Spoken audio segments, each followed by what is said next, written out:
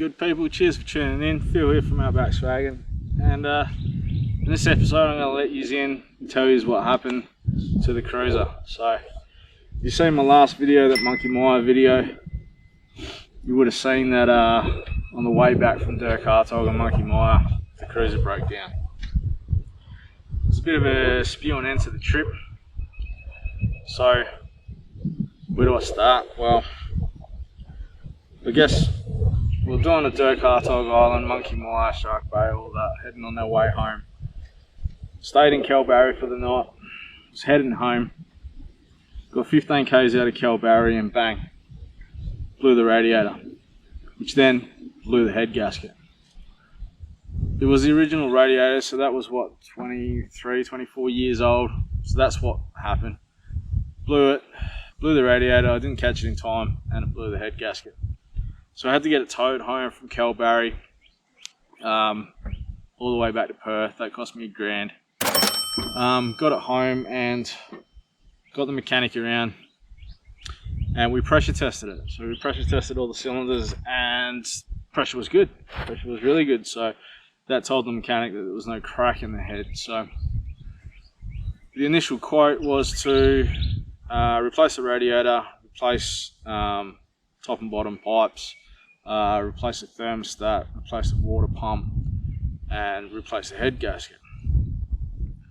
So that initial quote, and do the timing belt. I figured while it was there, he might as well do the timing belt. So that initial quote was $2,000, and he said it was going to cost about 10 hours in labour. So $2,000 it was.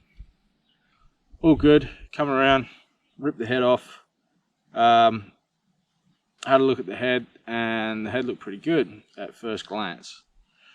So we looked at the bores. Bores all looked good. There was no polishing in the bores. Bottom end looked really well. He was happy with that. There was all still the cross hatching in the bores, which was really good to see. So the mechanic was happy with the bottom end, and they're pretty tough, those bottom ends of the 1HZ. So we got the head off, looked at that, and seen that had cracked pre-combustion chambers, so they needed to be changed. And then also the shims on the valves needed to be checked, so they probably needed to be replaced as well. So all in all, those two things was going to cost me $800 to get the old head back on. But there was going to be a delay in time and everything, you know, to get parts and whatnot, and then time for the mechanic to come back and fit it. So that was all good. So we fitted all the radiator and that while he was there. Then we put the straight edge on the head itself, and it was warped beyond tolerance. And it was warped in a lengthways, so it was a bit unusual there. So after that was presented with, you know, what are we going to do here? So three options we had was put that back on and hope for the best, because it was too far to machine, because it was beyond tolerance. So if it was machined, then the valves would be hitting the pistons and no good. So put the old head back on and hope for the best, which we all know that's not going to last very long. Get a reconditioned head, and that was going to cost, I think he said it was about $1,800 for a reconditioned head, plus there was a wait time on that. Or the third option was to put a brand new head on there, which, funny enough, the mechanic had one at home, because he's got Land Cruisers as well. He was going to give me that for $2,700, so $2,700 for brand new head, brand new valves, everything complete, ready to go. So I didn't really have an option there, so I went with the brand new head. So all good.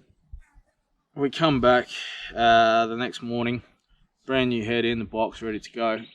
He said, just for your own benefit, have a look at this. We put the straight edge on there, put the feeler gauge. It was dead flat, so brand new. And I don't know what possessed me to do it, but I decided to put the straight edge back on the old head, and it straightened out miraculously, within tolerance.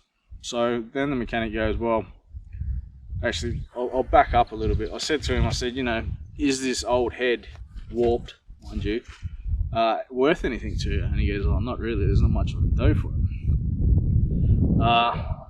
Then he said, look, I've got some exchange injectors at home that I'll give to you for the head, because I can take the valves and everything out. You know, they're worth about $400 or $500. So I said, yeah, perfect, no worries, get the brand new head, exchange injectors on there, happy days. But yeah, so then he come out the next morning, put the straight edge on the head, everything's good to go. There was it seemed to have straightened out. I thought that's a bit strange. And the mechanic goes, I've never seen that before in my life. He goes, all right, so we're back to two options now. We can continue with this, have the brand new head on there, then it's going to be good for another, 250, 300,000 K. Or we machine this one, change the pre-combustion chambers, change the shims in the valves, and put it back on. I figured if it was warped anyway for some reason, I figured why not take the risk? Let's just put the brand new head back on it. So I said to the mechanic, I said, oh, well, now that this is within tolerance, is that worth anything to you? And he looked at me and he goes, yeah. He goes, I'll give you $1,200 for it. I thought, you beauty. So that brought the cost down of the brand new head. So on an exchange basis, I got the brand new head, and he took the old one for $1,200, which then reduced the cost of the brand new head. So I was pretty happy with that. Brand new head back on. So all in all, I got brand new head, brand new radiator, hoses, thermostat, fuel pump, timing belt, obviously an engine service, and I got him to change the gearbox all while I was there. It took him about 18 hours to complete it all, and all up it cost me $4 grand. So I was pretty stoked with that. The big girl now has got all that brand new gear on it, so I think she's pretty tough and she's gonna last, fingers crossed, a hell of a lot longer. I should get at least another 5 to 10 years out of her. I'm pretty stoked with it now. Now that the top end's done, I've been toying with the idea of putting a turbo on it, but I'm not too sure yet, so I'm an errand on that. But all in all, for the breakdown, it cost me $5 grand, including the tow, to get it back up and running. But I'm happy with it now. The mechanic done a wicked job. I'm happy with that. I'll leave a link in the description, or I'll shoot a photo up of his business card. He was a great bloke, really knowledgeable, really knows these old trucks, done his apprenticeship servicing these things and working on these things. He's mobile as well, based in Perth. He's mobile, goes anywhere. He is really busy though, so if you can't get a hold of him, then that explains it. But if you do get a hold of him, tell him Phil from Outback Swaggin sent you and recommends you. He's a really good bloke. But again, guys, thanks for tuning in. Thanks for listening to my story. If it's your first time here, go check out that Monkey Mire video on the Dirk Artog one, and you'll see what we're all talking about. Thanks for tuning in. Please like and subscribe. Leave a comment. Tell me what you think. Tell me if you have any mechanical issues with these. Tell me what you think about the story that I just told you. Leave a comment, like and subscribe, and guys, thanks very much for tuning in. Really appreciate it. And as always, we'll catch you around the campfire. Where are you guys?